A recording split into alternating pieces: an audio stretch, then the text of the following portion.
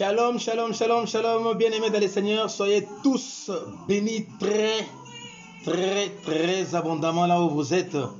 C'est bien votre frère le pasteur Esaïe Mbaka. Recevez les salutations de la part de notre Seigneur Jésus-Christ de Nazareth. Lui qui est tellement bon, il est doux et agréable aux frères et sœurs de demeurer ensemble. Et bien c'est par là qu'il déverse sa bénédiction. Recevez la bénédiction de l'Éternel en attendant savourons le cantique Maman Irma Sophia. Que Dieu vous inonde de sa grâce. Que la paix règne en vous.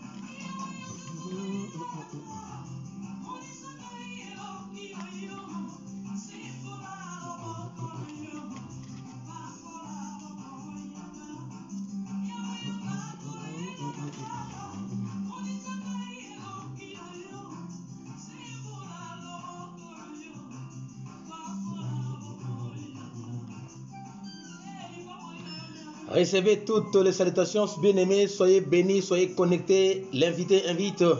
L'heure a sonné, l'heure est grave. Jésus-Christ de Nazareth nous appelle tous. Soyez tous bénis très abondamment. Soyez bénis, shalom, shalom chez vous. Shalom à vos maris, à vos femmes, à vos enfants, à vos parents. Que la paix du Christ qui surpasse toute intelligence soit notre partage. Que l'amour de Christ habite abondamment en nous, en vous aussi.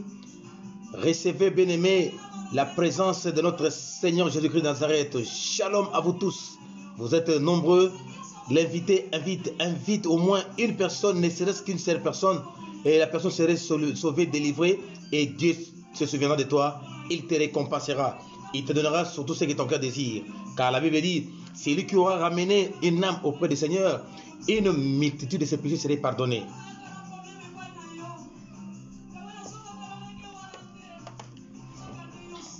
Soyez bénis très abondamment. Oui. Que Dieu vous bénisse.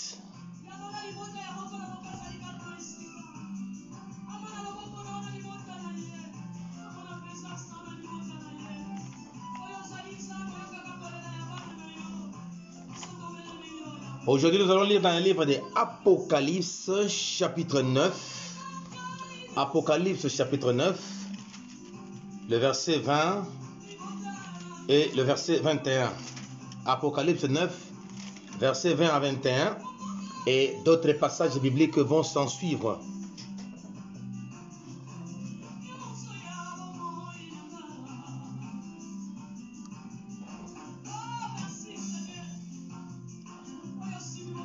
Oui, nous entrons dans l'adoration au devant de notre Dieu.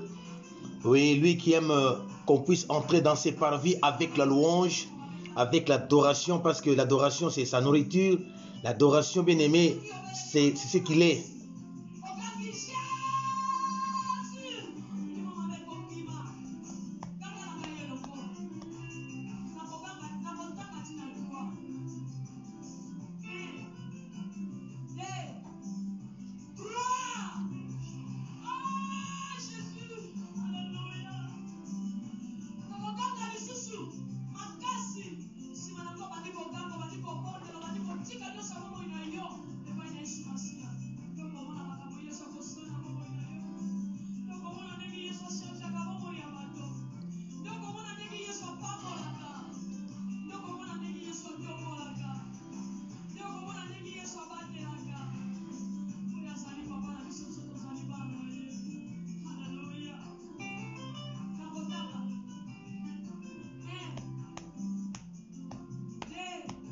Notre Seigneur est bon. Il est doux et agréable aux frères et sœurs de demeurer ensemble. Bien, c'est par là qu'il déverse sa bénédiction. Lui qui est amour, lui qui est bon, il est doux et agréable. Nous sommes vraiment très heureux, très contents de nous voir, de nous revoir aujourd'hui pour que nous puissions parler de la part du Seigneur, pour que nous puissions partager son plat qui goûte, qui est succulent, un mets délicieux que Dieu a réservé pour toi et moi, lui qui est bon, lui qui a la parole puissante, lui qui délivre et qui guérit. Mais Père, avant cela, disons merci à notre Seigneur. Élevons nos voix, prions le Seigneur, disons merci à notre Dieu. Dieu Tout-Puissant, nous te disons merci, nous te rendons grâce. Nous bénissons ton saint et puissant nom. Tu es Dieu vivant et puissant, Dieu qui est tellement bon. Tu as renouvelé en nous le souffle de vie. Tu as renouvelé ta grâce, ton amour, ta bonté, ta fidélité. Merci Père de gloire pour la paix et la protection divine que tu nous as accordée gratuitement, ô Dieu. Merci, ô Dieu, pour la santé spirituelle, la santé du corps, de l'âme et de l'esprit. Nous te rendons grâce pour tout ce que tu as opéré, tout ce que tu as manifesté dans nos familles respectives.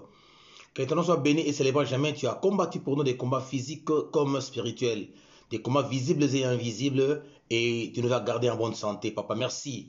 Merci pour cela, Papa. Merci pour ta fidélité. Merci pour ton amour. Nous te demandons, ô Dieu, que le Saint-Esprit nous visite maintenant, que le Saint-Esprit nous assiste, que le Saint-Esprit nous soutienne, que le Saint-Esprit nous fortifie, que le Saint-Esprit nous accompagne. Ô Dieu, tu avais déjà commencé avec nous, prends le contrôle total de toutes choses, soutiens-nous et termine avec nous comme Oméga, toi qui es la fin de toutes choses. Nos bien-aimés qui vont nous rejoindre, Père de gloire, sois avec eux, ceux qui sont en cours de route, ceux qui ont des occupations, Papa, fais qu'ils puissent venir ensemble, que nous puissions te louer et te bénir. Que ton nom soit élevé, que ton nom soit glorifié, que ton nom soit magnifié, tu es Dieu. Le rendez-vous, ô Dieu, étant là, nous sommes fidèles, pas parce que tu es fidèle, et nous avons répondu à ton appel. Père, que tout un chacun de nous soit béni en ce moment, Père. Bénis ton serviteur, ta servante. Bénis, ô Dieu, la maison de tout un chacun de tes enfants. Éloigne de nous tout ce qui ne glorifie pas ton Saint-Nom. Éloigne de nous toute interférence. Éloigne de nous toute distraction. Éloigne de nous tout ce qui manque de concentration. Laisse que ton sang nous justifie, nous sanctifie, nous couvre, âme, corps, esprit. Que ce sang couvre toutes nos maisons. Que ton sang nous rende, ô Dieu, invisible, insaisissable, introuvable dans les mondes des ténèbres, mais au-devant de ton trône visible. Que nos appareils soient sanctifiés par ton sang, les ondes aussi soient sanctifiées par ton sang. Glorifie-toi, Papa, béni sois-tu. Déverse ton onction, ô Dieu, à ton peuple. Débouche les oreilles de ton serviteur et de ta servante. Apprends-nous à parler, apprends-nous à écouter, tout de toi, rien de nous. Que nous soyons effacés, mais que tu paraisses. Que nous tous nous soyons diminués, mais que tu croisses. Glorifie-toi, nous t'avons ainsi prié.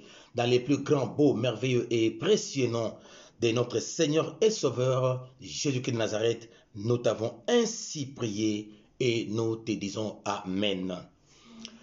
Une fois de plus, shalom, shalom, shalom. La paix du Christ habite abondamment en vous. Que Dieu soit loué, que Dieu soit béni. Nous allons partager la parole du Seigneur dans le livre d'Apocalypse chapitre 9 du 20e au 21e verset et d'autres versets bibliques qui vont s'en suivre avec l'aide du Saint-Esprit. J'ose croire que chacun de nous a une Bible. Chacun de nous a une Bible et un stylo, pourquoi pas bloc-notes pour noter. Je lis par la grâce de Dieu dans la version Scofield. Apocalypse 9, versets 20 à 21. Je pourrais même commencer à partir de verset 13 pour une bonne compréhension. Le 6e ange sonna de la trompette et j'entendis une voix venant des 4 coins de l'autel d'or qui est devant Dieu. Et disant au 6e ange qui avait la trompette, délie les 4 anges qui sont liés sur le grand fleuve, l'Euphrate. Et les 4 anges qui étaient prêts pour l'heure, le jour, le mois et l'année, furent déliés afin qu'ils tuent le tiers des hommes. Le nombre des cavaliers de l'armée était de 2 myriades de myriades. J'entendis le nombre.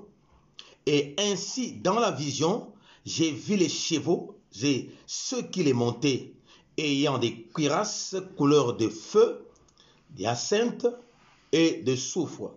Les têtes des chevaux étaient comme des têtes des lions.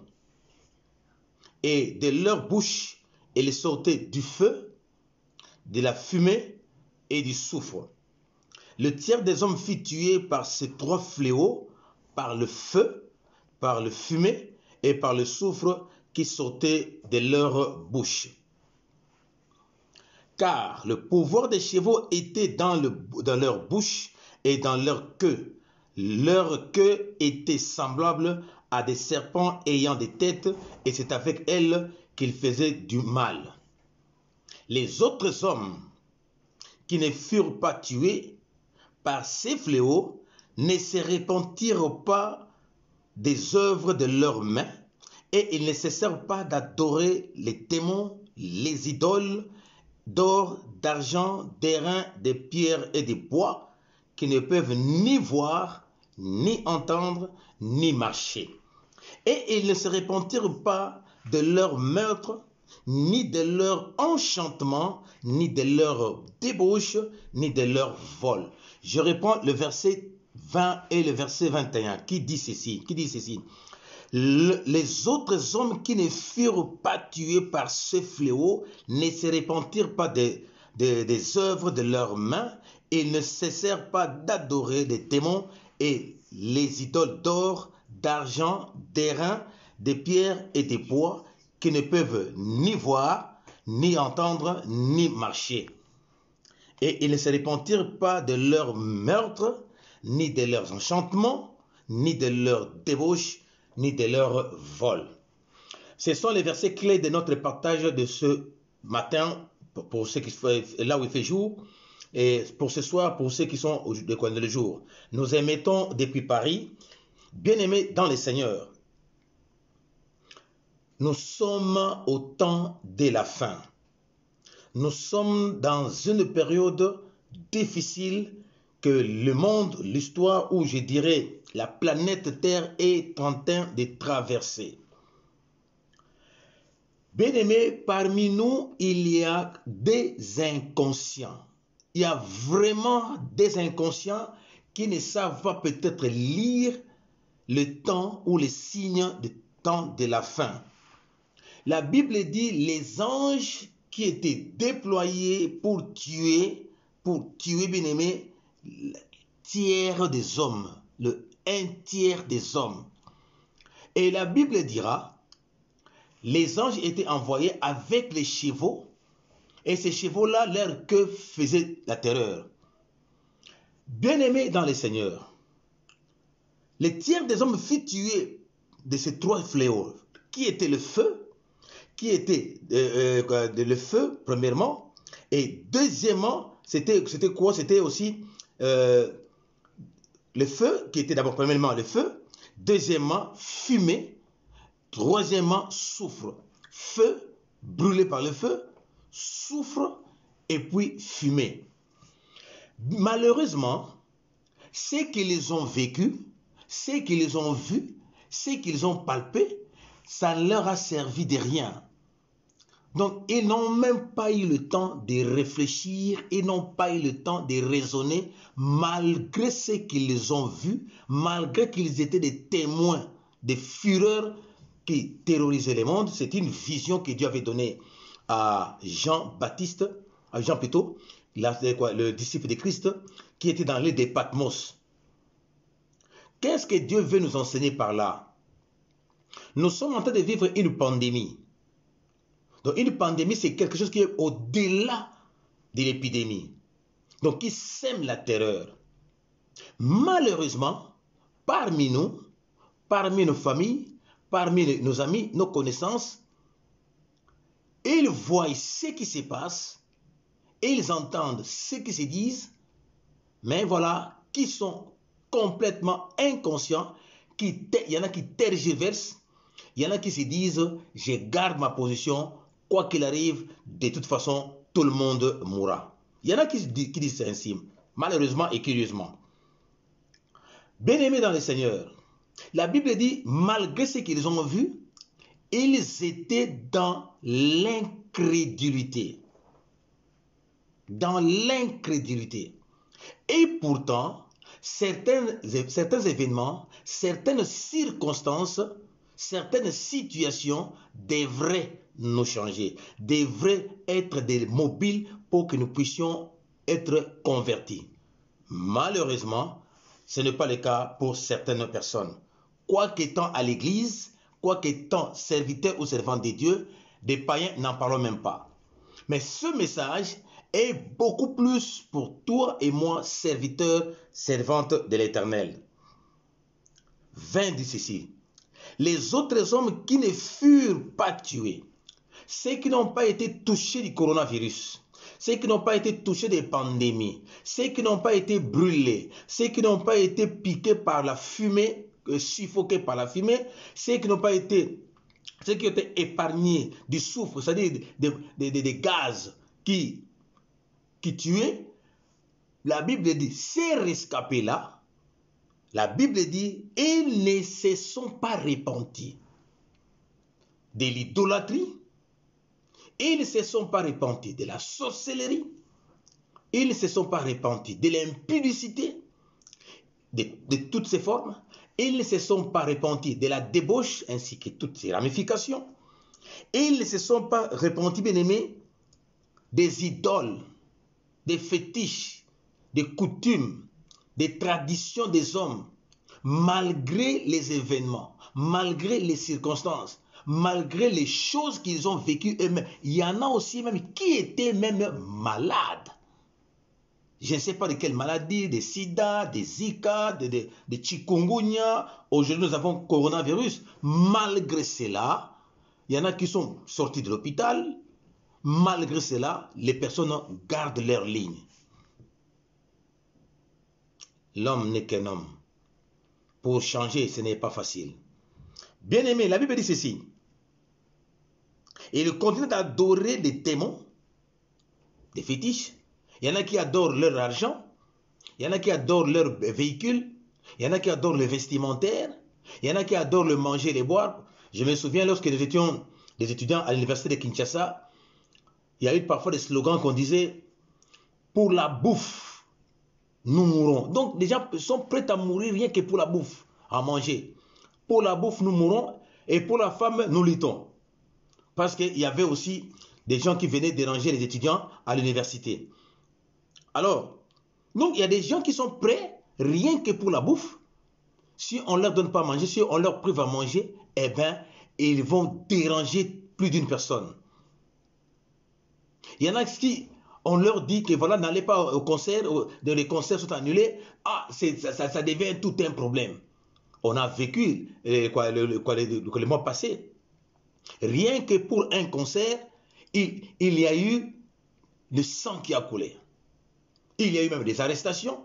Ceux qui sont partis au concert, il y en a eu même qui sont malades. D'autres sont même morts. Il y en a même qui ont quitté les lits d'hôpital pour aller au concert. Et en y allant, quelques instants après, ils sont partis. Et d'autres sont malades qui sont même dans les hôpitaux. Donc les gens s'accrochent à des choses du monde. Et il y en a aussi pour les vestimentaires, religion kitendi, la sape. Donc prêt à tout sacrifier, mais être à la mode, être à la page. Que non, moi je suis le premier, le grand sapeur. Ce n'est pas mauvais de s'habiller convenablement, ce n'est pas mauvais d'avoir des beaux habits. Mais quand on en fait comme des dieux, parce que ça devient une religion. Et Dieu est en colère. Bien aimé, le mal a atteint le pic. Le mal a atteint vraiment les niveaux tels que Dieu s'est dit non. Trop, c'est trop. C'est pourquoi nous voyons ces fléaux. Voyez que la Bible nous dit, Dieu a lâché les anges pour aller tuer. Pour aller tuer. Malgré ce qu'on a vécu, malgré ce qu'ils ont vu, ce qu'ils ont palpé, ils étaient eux-mêmes des témoins de ce qui s'est passé. Mais l'homme s'est obstiné. C'est comme aujourd'hui, il y en a qui n'attendent que le confinement prenne fin. Ils sont pressés, chatouillés assez que, les confinements puissent cesser. Ils ont des démangeaisons même des confinements pour qu'ils reprennent leurs habitudes, pour qu'ils reprennent leurs péchés, pour qu'ils reprennent leur forfait, pour qu'ils reprennent leur comportement, pour qu'ils reprennent encore les bêtises, passez-moi l'expression, pour aller faire du mal, au lieu de raisonner pourquoi je suis dans le confinement, pourquoi Dieu a-t-il permis que telle chose arrive, pourquoi nous vivons cette situation. Bien aimé, toute la planète Terre, tout a cessé d'un seul coup. Et la Bible dit ceci, verset 21, « Ils ne se repentirent pas de leur meurtre. » Il y en a qui tuent par des vaines causeries. Il y en a qui tuent par des mauvaises paroles. Il y en a qui tuent, bien aimé, par des insultes. Il y en a qui tuent par des commérages. Il y en a qui tuent, bien aimé, par leur langue. On qualifie les hommes de tous les maux, voire même des serviteurs. Il y en a qui ne font qu'avorter au moment où nous parlons. Il y en a qui avortent ou qui se font avorter ou qui font avorter les autres, qui poussent aux autres d'aller avorter. Il y en a qui poussent les autres d'aller commettre le meurtre. Il y en a qui poussent les autres pour aller insulter les autres. Il y en a qui poussent les autres pour aller critiquer, calomnier les autres. Il y en a qui poussent aux autres d'aller commettre de l'impudicité. Il y en a qui vont même pour eux-mêmes faire pratiquer ces choses-là. La Bible dit, malgré cela, ils ne se repentirent pas de leur meurtre, ni de leur enchantement. Ils ne se repentirent pas, ni de leur débauche. La débauche, c'est le pratique du mal, pratique des anti-valeurs. Orgueil, murmure, le vol, le détournement. C'est ça la débauche. Il y en a qui, malgré le confinement, mais qui vont chez les hommes, ou bien les hommes qui vont chez d'autres femmes, pour aller commettre de l'impudicité avec eux. La débauche fait partie de l'impudicité. Il y en a qui vont même voler.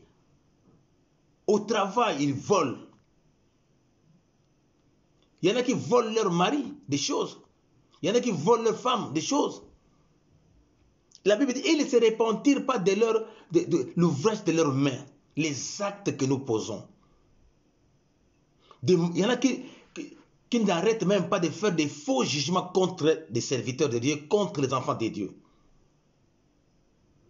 Il y en a qui sont prêts à aller faire du mal, donner des mauvaises propagandes d'un frère ou d'une sœur, des mauvaises campagnes, des accusations, parfois même gratuites. On porte des allégations contre un frère ou contre une sœur. Il y en a qui, au lieu même de prier, qui ne prient pas. Au lieu de lire la Bible, qui ne lisent même pas. Mais ils passent leur temps au téléphone. Vous ne savez pas, regarde, tel a fait ceci, regarde, tel a fait cela. Celui-là, en tout cas, je ne sais pas vraiment comment. Donc, on parle des heures et des heures contre un homme, contre une femme, contre un frère, contre une sœur. Il y en a qui font même des projets ou des programmes, comment faire du mal après les confinements.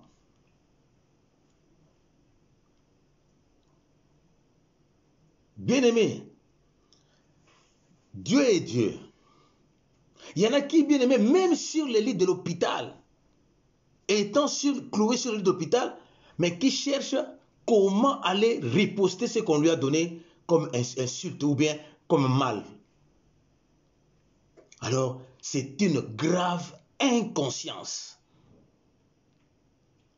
Il y en a qui entendent que tel est mort, tel autre est mort, tel est ceci, tel... Non, non, pour eux, ça ne leur dit absolument rien. On vous apprend que voilà une information qui arrive, telle maman est morte, tel papa est mort, tel autre est allé à l'hôpital, tel est dans les comas, ça ne leur dit absolument rien. Oui, il y en a qui, bien aimés, qui veulent faire de bonnes choses, mais incapables de le faire. La personne vraiment, quand il commet la faute, la personne regrette. Mais demain après demain, la personne revient sur la chose. Lisons dans le livre de Romains, chapitre 7. Romains, chapitre 7, à partir du verset 14. Nous savons en effet que la loi est spirituelle, mais moi, je suis charnel, vendu au péché. Ça, c'est l'apôtre Paul qui parle aux Romains. Vendu au péché. La loi, elle est bonne. Il y a des personnes comme ça. La personne a le désir. La personne aime les choses de Dieu. La personne aime la parole de Dieu. Malheureusement pour cette personne, hein, en lui ou en elle, le péché a pris corps. Le péché a pris place. La suite, c'est quoi? Car je ne sais pas ce que je fais et je ne fais point ce que je veux et je fais ce que je hais. Donc, il y a des personnes conscientes de leur état, ce qu'il fait, la personne revient en elle, trouve que non, ce que je suis en train de faire est mal. Mais il fait ce qu'il déteste, mais incapable de faire ce qu'il aime ou ce qui est bien. Or, si je fais ce que je ne veux pas, je reconnais par là que la loi est bonne. Or, si je fais ce que je ne veux pas, je reconnais là que la loi est bonne. Donc, la personne est consciente que non, la parole de Dieu, elle est bonne. Ce que Dieu défend, c'est bien pour moi. Mais la personne est incapable. Pourquoi? Le péché habite en elle. Il y a de ceux-là qui s'obstinent lorsqu'on leur prêche l'évangile. On leur dit des choses concernant pour son bien, mais la personne s'obstine. Très souvent, nous les condamnons. Peut-être le péché qui habite en elle. Ces gens de personnes, nous sommes appelés à les aider, en priant pour eux, en les exhortant. Mais attention, avant que je ne continue la lecture, attention, mais certaines personnes, j'ai dit à un frère ou à une sœur, certaines personnes, la condamnation était déjà établie depuis très longtemps. Et des gens comme ça qui disent en Tchuluba, Bafoua, Bachala, Bachala. Et des personnes comme ça, bien aimés, qui ont vendu leur âme déjà au diable. Des personnes comme ça, bien aimés, qui vous disent, foutez-moi la paix, je n'ai rien à voir avec l'évangile. Je ne parle pas de ces personnes-là, nous allons en parler. Je continue la lecture. La Bible dit ceci. Et maintenant, verset 17, et maintenant ce n'est plus moi qui le fais, mais c'est le péché qui habite en moi. Cette personne est consciente des actes qu'elle pose. Ce ne sont pas des actes dignes de la repentance, mais la personne est chatouillée par la puissance du Saint-Esprit qui le fait voir que non, regarde ce que tu fais n'est pas bien. La personne reconnaît en elle. La personne est consciente, mais malheureusement pour cette personne, habité par le péché. Or, le péché, c'est le diable. La Bible continue à dire, verset 18, ce qui est bon, je le sais, n'habite pas en moi. Ce qui est bon, je le sais, n'habite pas en moi. Les fruits dignes de la repentance n'habitent pas en moi, parce que le Saint-Esprit n'est pas là. Et la Bible continue à dire, c'est-à-dire, dans ma chair, j'ai la volonté, mais non le pouvoir de le faire. Cela est impossible si on n'a pas Christ. Il faut inviter Christ. Je dis à un frère ou à une sœur qui me regarde et qui m'entend. Venir à l'église, c'est une bonne chose. C'est très bien. Mais c'est mieux d'avoir un cœur repentant.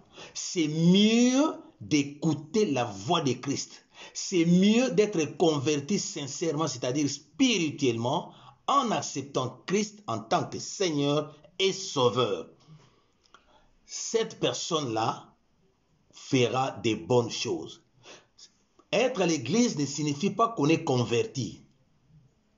Je le dis sincèrement, être à l'église ne signifie pas forcément qu'on est converti.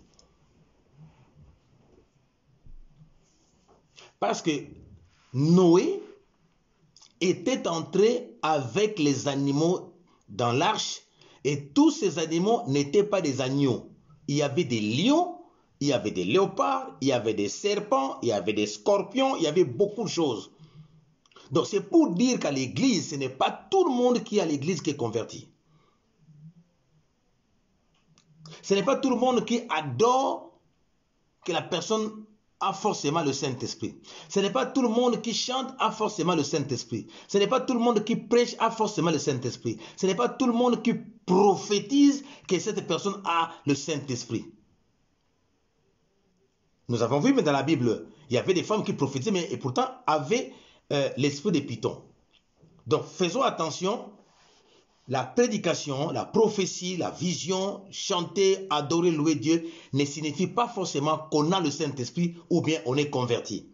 La Bible dit, verset 18, ce qui est bon, je le sais, n'habite pas en moi, c'est-à-dire dans ma chair. J'ai la volonté, mais non le pouvoir de le faire.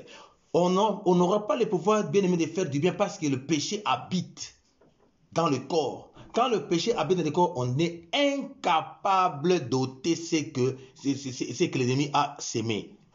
Et c'est pourquoi il faut inviter Christ. Car je ne fais pas ce qui est bien que je veux et je fais le mal que je ne veux pas. Et si je fais ce que je ne veux pas, ce n'est plus moi qui le fais, mais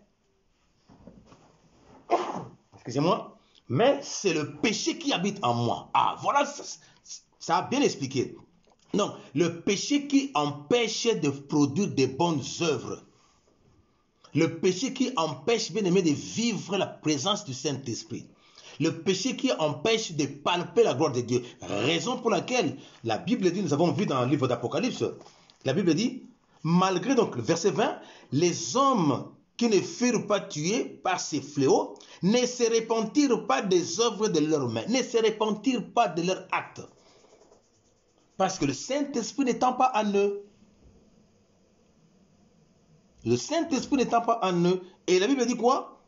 Ils ne cessèrent pas d'adorer des démons, des idoles, adorer les fétiches, adorer l'occultisme, adorer les mondes, s'accrocher aux choses du monde, se donner corps et âme aux choses du monde. Et puis la Bible dit quoi? Ils ne se repentirent pas de leur meurtre, ni de leur enchantement, ni de leur débauche, ni de leur vol.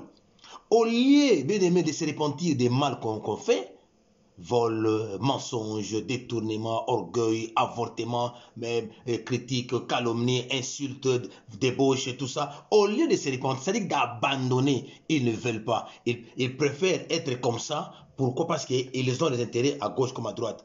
Mais parmi ceux-là que nous venons de dire, il y a de ceux-là qui regrettent, mais incapables de se repentir à cause de l'abondance du péché. Mais il y a d'autres personnes que la Bible dit dans le livre de Jude, que leur condamnation était déjà établie. Ce sont des personnes qui sont déjà vendues au diable. Donc, ils ont déjà pactisé avec Satan. Ils se sont dit, ma vie, Satan, je te la donne. Prends ça, fais-en ce que tu veux. Et ce sont des gens comme ça qui s'obstinent. Ne soyez pas étonnés parmi nous de personnes comme ça. Tu lui prêches l'évangile, tu lui parles, tu lui conseilles. C'est comme si tu es en train de le pousser de faire encore davantage. Il y a des gens comme ça, même à l'église. Donc, quand tu lui donnes un conseil, que non, mon frère, ma soeur, ce que tu fais là, mon frère, ce que tu fais là, ma soeur, ce n'est pas bien. Ce n'est pas bien pour toi-même, ce n'est pas bien pour ton mari, ta femme, tes enfants, ou bien pour ta santé. Donc, la personne te trouve comme un démon. C'est-à-dire qu'il te prend pour le sorcier de sa vie. Ah, il y en a, hein? Donc, quand tu le conseilles, c'est comme si tu as mal agi. Donc, il ne faut pas le conseiller. Il y a des gens comme ça. Quand tu lui dis, quand on prêche la parole pure, de cesser le mal, de cesser le péché, non, non. Qu'est-ce qu'il croit? Ça entre par l'oreille gauche et ça ressort par l'oreille droite. Ah non, moi je m'en fous de tous. Donc voilà, des personnes comme ça, quand on leur donne des bonnes paroles, on leur parle des bonnes choses, les personnes ne veulent pas. C'est-à-dire qu'ils ne veulent pas changer. Comme quelqu'un avait dit, Rabbi, ne changez pas. Donc ils sont les mêmes hier, aujourd'hui et demain. Ils ne veulent pas changer. Et ne soyez pas étonnés des personnes comme ça, même après les confinements, vous les verrez, bien aimés. Vous les verrez, que ce soit à l'église, que ce soit en famille, que ce soit au travail. Donc les personnes, pour eux, le confinement ne leur a servi de rien. Et des personnes comme ça, que ce soit au travail, donc aucune leçon. Aucune leçon. Mais il y a de ceux-là qui reconnaissent qu'il y a le mal, mais qui veulent se repentir. Ce sont des personnes comme ça qui veulent ou qui cherchent à être aidés pour qu'ils puissent changer. Mais il y a d'autres personnes qui vous disent, ne prie même pas pour moi. Je ne veux pas de tes conseils. Je ne veux pas des visions que tu me donnes. Je ne veux pas de prophéties que tu me donnes. Il y a des gens qui sont comme ça, ma soeur, mon frère. Malgré ce qu'ils vont voir, il y en a qui n'attendent que le confinement cesse. Il y en a qui n'attendent que le confinement cesse. La personne vit avec le mari d'autrui, vit avec la femme d'autrui. La personne continue ou continuera à vivre avec, même après le confinement. Et pourtant, c'est une période qui devrait nous faire réfléchir que ce que je suis en train de faire n'est pas bien. J'ai longtemps dérangé cette femme-là. J'ai longtemps dérangé cet homme-là, qui est le mari d'autrui, qui est la femme d'autrui. J'ai longtemps dérangé. Mais la personne garde la attend que le confinement puisse cesser et aller continuer à vivre. Il y en a qui n'attendent que les confinements cessent et que les magasins reprennent pour aller voler.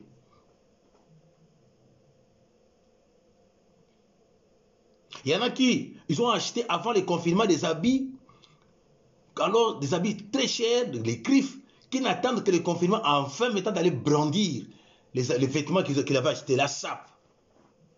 Au lieu de comprendre, mais il y en a combien qu'on a vu, des grands sapeurs. Mais aujourd'hui, il y en a qui sont morts. Aujourd'hui, il y en a même qui sont en vie. Mais où est-ce qu'ils vont brandir leurs vêtements, des griffes? Où? Nulle part. Mais il y a des ceux-là qui attendent en tout cas que ça prenne fin, qu'on ne prolonge même plus. D'ailleurs, on en a marre, on en a assez. Non, il faut parce qu'il faut qu'ils voient et qu'ils sentent que moi, je suis vraiment à la page des griffes. Il y en a qui, au lieu de comprendre que le monde, tout est vanité, la personne est en train de brandir. Moi, j'ai de l'argent, moi, j'ai des voitures, moi, j'ai ceci, j'ai cela. Mais combien en ont aujourd'hui qui sont partis? Et il y en a combien ils en ont, mais les véhicules leur regardent dans leur parking, et eux regardent les véhicules dans leur parking. Il y en a qui, ils ont des véhicules dans le parking, mais qui se retrouvent à l'hôpital. Et parfois, même, on interdit même ta propre famille de venir te voir. Mais au lieu que ça puisse nous interpeller tout cela, non, non, on s'obstine. Écoutez ce que la Bible dit. Les autres hommes qui ne furent pas tués par ces fléaux, quels sont ces fléaux-là? C'était le feu, c'était le soufre, c'était le fumée. Suffoqué par la fumée, intoxiqué bien aimé par l'air qui était suffoqué, c'est-à-dire le soufre, brûlé par l'effet, c'est-à-dire piqué par des maladies, par des contagions. Malheureusement, ces gens-là disent, ne furent pas tués par ces fléaux, ne se repentirent pas. Au lieu de se repentir, au lieu de comprendre que non, voilà la situation dans laquelle nous nous trouvons, elle est grave, inconscient sur toute la ligne. Incapable de réfléchir un seul instant. Quelle inconscience! Frères, sœurs, en cette période de confinement, que moi j'appelle retraite, le temps de la réflexion, le temps de revenir en soi-même, voir comment est-ce que j'ai mené ma vie avant le confinement, comment est-ce que j'ai mené ma vie parentale, comment est-ce que j'ai mené ma vie professionnelle, comment est-ce que j'ai mené ma vie spirituelle surtout. Quelle a été ma relation avec mon Dieu? Pourquoi Dieu m'a-t-il épargné? On ne se pose pas ce genre de questions. Pourquoi tu n'as pas été atteint de ce coronavirus? Ou même si tu étais atteint de ce corona, pourquoi n'étais-tu pas mort? Il faut quand même se poser des questions. Mais au lieu de raisonner, au lieu de chercher à comprendre, ah, Dieu m'a épargné, Dieu m'a préservé d'un danger. Non. Confinement ou pas, moi je reste le même. Je vais faire ce que je vais faire. De toute façon, tout le monde va mourir. Oui, tout le monde va mourir, mais dans quelles conditions? Tout le monde va mourir, bien aimé. Oui, on va tous mourir. Mais les âmes ne mourront pas. Les âmes ne mourront pas. Parce que les âmes continueraient à vivre. Soit dans la gaine, ou bien au paradis. C'est ce que nous oublions. Beaucoup oublient. Comment est-ce que je mène ma vie? Il y a des ceux là, la condamnation déjà établie depuis très longtemps, mais qui s'obstinent toujours. Amen, amen, amen. Oh, non, bien aimé, vous likez parce que je vois que tout le monde est vraiment à monter. Non, non, redescendons, bien aimé. C'est pour dire que Dieu nous aime.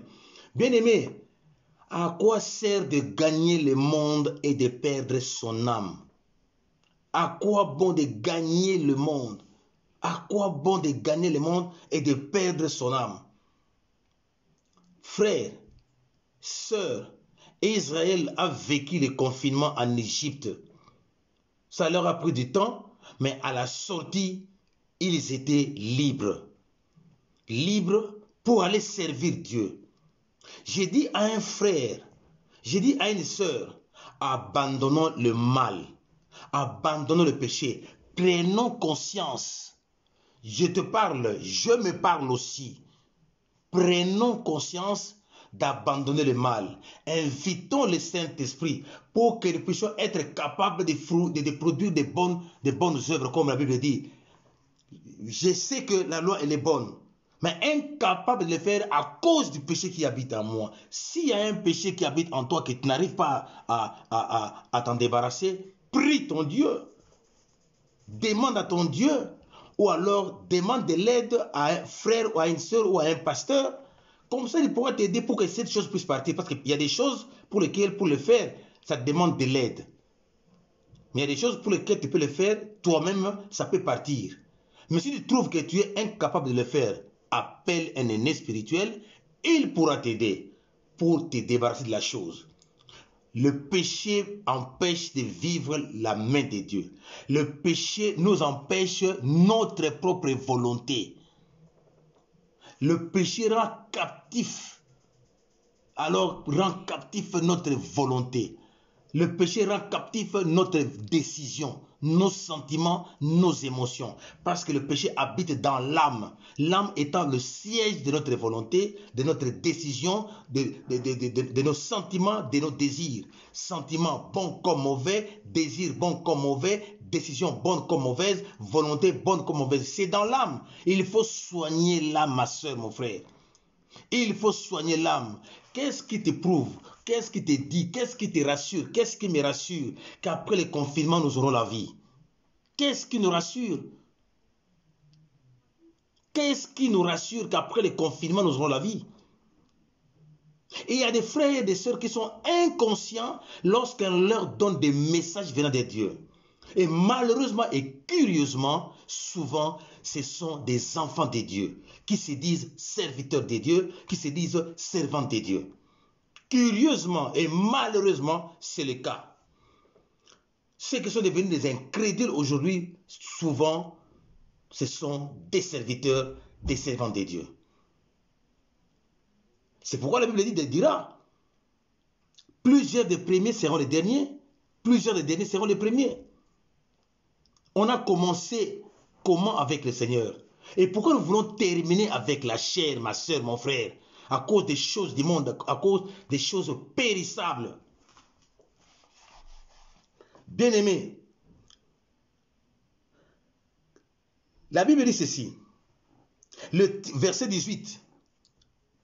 Le tiers des hommes fut tué par ces trois fléaux, par le feu, par la fumée et par le soufre qui sortait de leur bouche. Car le pouvoir des chevaux était dans leur bouche et dans leur queue. Ces chevaux-là qui étaient montés par les anges. De leur bouche sortait le feu pour détruire, pour tuer. De leur bouche sortait le fumée pour suffoquer, pour tuer. De leur bouche sortait aussi du soufre, donc de mauvaises odeurs, des odeurs de gaz qui devaient intoxiquer et asphyxier les gens. Et ils étaient morts. Il y a les rescapés, le reste, ceux qui ont vu ça, s'obstinent. La Bible dit, les autres hommes qui ne furent pas tués par ces fléaux ne se repentirent pas. Écoutez bien aimés, il y a des ceux qui ne vont pas se repentir. Il y a des ceux qui ne vont même pas se repentir. Malheureusement. Mais notre devoir, notre mission est de prier pour cela. Si toi et moi nous sommes dans ce cas, si toi et moi nous sommes dans la chose que nous parlons maintenant là, Repentons-nous sincèrement. Laissons. Bien-aimés, je voudrais dire à un frère, à une sœur, très souvent, nous-mêmes, nous sommes la source des blocages de nos bénédictions. Très souvent, nous sommes la source de notre propre blocage. Très souvent, nous sommes la source de nos propres malheurs. Le diable étant là avec ses acolytes, le diable étant là avec ses œuvres, mais nous avons aussi une part de responsabilité. Car Dieu dira quoi? Voici la malédiction, voici la bénédiction. C'est à toi de choisir. Donc, nous avons le libre arbitre de faire des choix. Nous devons opérer des choix. Abandonnons le mal. Peu importe le mal. Parce qu'il y en a qui pensent qu'il y a des petits mal ou des grands mal. Non, le mal est mal. Le péché reste péché. Il n'y a pas de grands ni de petits péchés. Cessons le vol. Cessons la débauche, le détournement, le mensonge, l'orgueil, la jalousie, la haine, la médisance. Cessons, bien-aimés, l'idolâtrie. L'idolâtrie, ce n'est pas seulement d'aller auprès des féticheurs, pas seulement d'aller auprès des marabouts. Mais l'idolâtrie aussi, ici, ça peut aussi signifier le fait d'amour de soi plus que les autres. On croit que les autres sont rien par rapport à soi. Ou on cherche à ce que tout le monde puisse m'acclamer, tout le monde puisse être mes fanatiques. C'est aussi de l'idolâtrie, culte de personnalité. On veut toujours faire passer son opinion comme étant meilleure par rapport aux autres. C'est aussi de l'idolâtrie. On croit qu'il n'y a que toi seul qui a droit à la vie, qui a droit à l'honneur, pas les autres. C'est pourquoi on détruit la réputation des uns et des autres. C'est aussi de l'idolâtrie. On a la capacité d'aider les autres. On a la possibilité de soutenir les autres, mais on ne le fait pas. C'est aussi un péché. Ça nous bloque, bien-aimés, ça nous empêche de vivre la main de Dieu. Parfois, il y a des démons qu'il faut chasser, oui.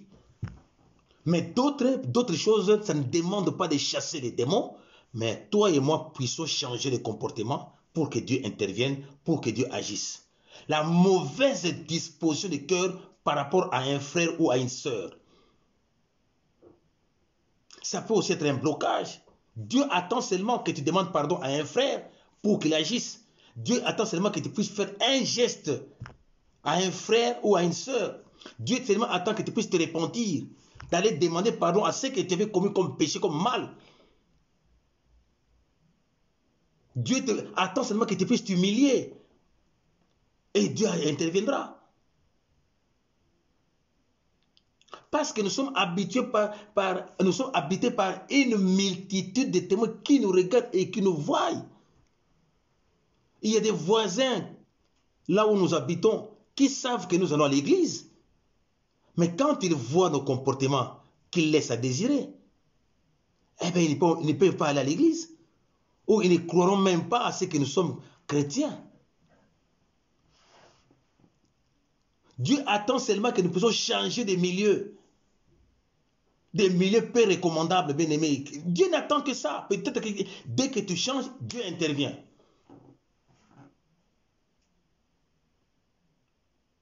Dieu attend à ce que tu puisses changer ta façon de raisonner. Dieu attend à ce que tu puisses cesser de faire porter aux autres les chapeaux. Dieu ne peut attendre que ça. Mais on s'obstine, on ne veut pas. Ils verront comment est-ce que moi je me comporte. Et ils sauront comment est-ce que moi je vis. Et ils sauront comment est-ce que moi je suis important. Il va voir. Et il va voir quoi? Ceux qui ont commencé à faire ça, où sont-ils? Bien aimé, ça doit nous enseigner. Nous voyons des pasteurs qui meurent en cette période de confinement. Des pasteurs, s'il vous plaît. Des hommes de Dieu, des femmes de Dieu qui meurent dans cette période. J'ai suivi un document bien aimé de cette période de confinement en Inde. Mais il faut voir des pauvres, plus pauvres bien aimés qui souffrent. Des gens qui vont, pour manger, ils doivent aller dans des poubelles publiques, là où, dans les déchetteries. Dans des déchetteries, s'il vous plaît. Pas poubelle, mais déchetteries, là où on jette des immondices. Et ils vont fouiller pour trouver à manger. Et quand ils trouvent, ils mangent. Mais toi et moi, nous mangeons quand même. Mais ça doit quand même nous faire réfléchir, nous faire raisonner, bien aimés. Il y a des gens qui souffrent terriblement plus que nous, malgré les confinements que nous sommes. Frères, sœurs, il est grand temps. Répentons-nous. Non, non. Comme les Français disent, ce ne sont que des imbéciles qui ne changent pas. Mais toi et moi, nous ne sommes pas des imbéciles. Nous sommes des hommes qui raisonnent. Nous devons changer. On peut laisser un poteau dehors, qu'il fasse chaud ou froid, qu'il pleuve ou qu'il neige, les poteaux resteraient ainsi. C'est comme les monuments. Ne devenons pas ou ne soyons pas comme des monuments. Hiver, été, automne, printemps, les monuments sont toujours là, qui ne changent pas. Nous ne sommes pas des monuments, bien-aimés. Nous sommes des êtres humains, nous devons changer. Les monuments ne pourront jamais se repentir. Les monuments ne pourront jamais changer. Mais toi et moi, que nous devons changer. Et voilà, l'occasion nous est donnée. En cette période de confinement, nous sommes appelés à changer. Changeons notre façon de parler. Changeons notre façon de nous comporter. Changeons notre vieille habitude. Changeons, bien-aimés, des milieux. Il est grand temps. Il est grand temps. Frères, sœurs, je sais que tu as le Saint-Esprit. Je sais que tu as la capacité. Je sais que tu as la possibilité de changer. Changeons. Ce ne sont pas tes 1000 euros, 10 000, 50, 100 000 euros. Ce ne sont pas le nombre de tes vêtements. Ce ne sont pas le nombre de tes voitures ou bien quoi qui vont faire en sorte que tu sois épargné. Non. Il y en a qui en ont beaucoup, mais qui sont partis aujourd'hui. D'autres qui sont malades. Ils ont tout laissé, mais qui se retrouvent à l'hôpital. Frères, sœurs, changeons. Prenons soin de nous-mêmes. Prenons soin de nos familles. Aidons ceux qui veulent qu'ils soient aidés. Mais ceux qui ne veulent pas être aidés, que Dieu s'occupe d'eux. Mais toi et moi, ressaisissons-nous. Toi et moi, revenons en nous-mêmes. Ne soyons pas comme des personnes qui sont insensées ici, quoique ayant vécu des événements, mais qui s'obstinent. Attention, Dieu peut utiliser les moyens forts pour nous faire raisonner. Et là, ça risque d'être trop tard. C'est comme Pharaon, le roi d'Égypte. On lui a parlé une première fois, premier plaie, il s'est obstiné. Deuxième plaie, pareil. Troisième plaie, quatrième, cinquième. Jusqu'à Dieu a utilisé les moyens les plus forts. Dieu a frappé même dans sa propre famille. C'est alors qu'il comprendra qu'il fallait lâcher les enfants d'Israël. Attention ma soeur, attention mon frère. Que cela ne nous arrive pas. Que cela ne nous arrive pas. Pourquoi? Dieu peut utiliser les moyens forts. Et très souvent, je dis bien très souvent, ça risque d'être trop tard. Ma prière, que cela ne soit pas ainsi.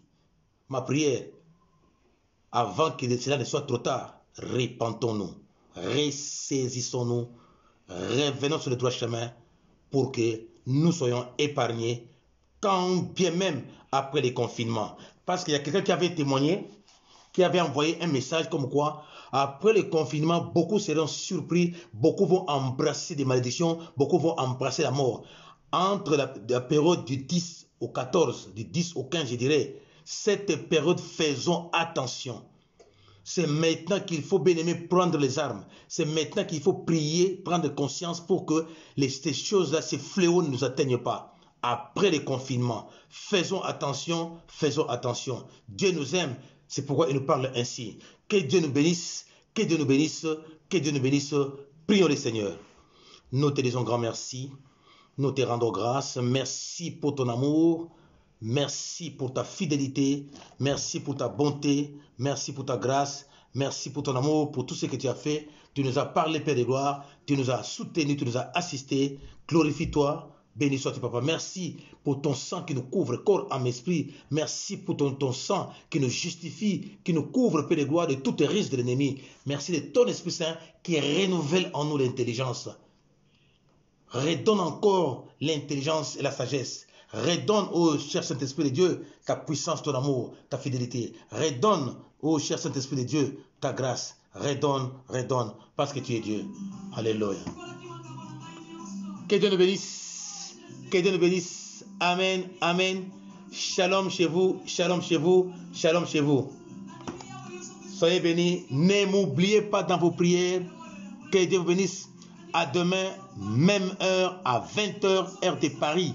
Soyez tous bénis très très abondamment. Shalom, shalom chez vous. Amen. Soyez bénis. Soyez bénis. Soyez bénis. Je vous aime tous. Je vous porte dans mon cœur. Que Dieu vous bénisse. Que Dieu vous bénisse. Que Dieu vous bénisse. À demain. À demain. C'est Dieu qui donne la solution, bien-aimé.